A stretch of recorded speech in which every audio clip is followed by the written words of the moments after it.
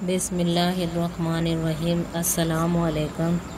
आज मैं लाई हूँ आपके लिए चिकन फ्राइड्स बनाने की तरतीब।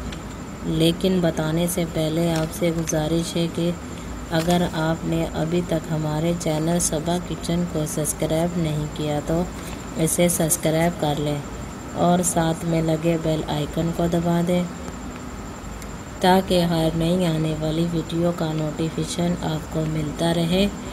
आइए सबसे पहले बताती हूँ इसकी अज्जा।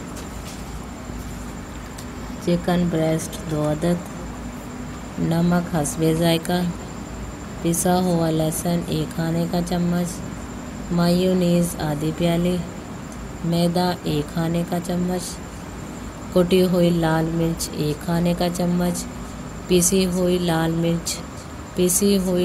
1 खाने का चम्मच, पिसी हुई लाल मिर्च 1 खाने का चम्मच, सफ़ेद मिर्च पिसी हुई 1 चाय का चम्मच, चीनी 1 चाय का चम्मच, अंडे 2 अदद, मोज़रेला चीज़ आधी प्याली, हरा धनिया हस्बे ज़रूरत, कुकिंग ऑयल हस्बे ज़रूरत। अब मैं तैयार करने की तरतीब बताती हूँ। चिकन ब्रेस्ट को धोकर 10 मिनट के लिए फ्रिज में रखें, फिर इसे बारीक काट लें।